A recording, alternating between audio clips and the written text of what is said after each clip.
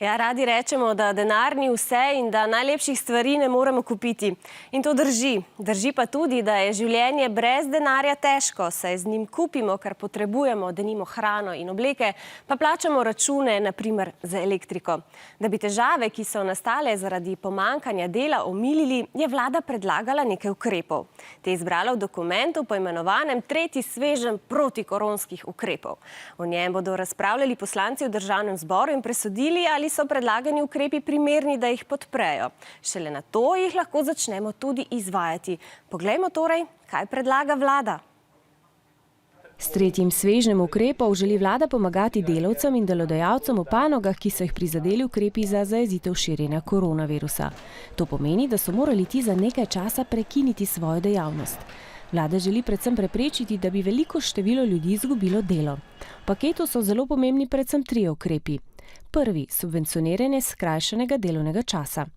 Ukrep omogoča, da delodajalcem ne bo treba odpuščati delavcev, ampak jih bodo lahko zaposlili za krajši delovni čas. Namesto 8 ur bodo ti delali na primer le 6 ur.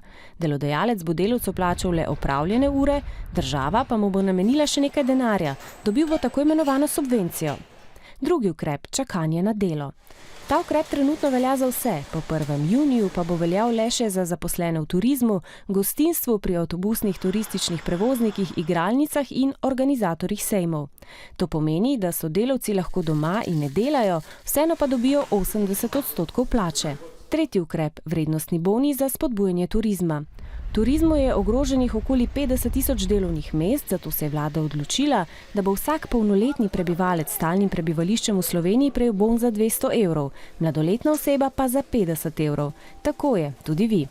To pomeni, da boste skupaj starši ta znesek lahko porabili za prenočitve, tudi za prenočitve zajtrkom, v hotelih, kampih, počitniških domovih, na turističnih kmetijah in podobnih nastanitvah za kratkotrajno bivanje v Sloveniji.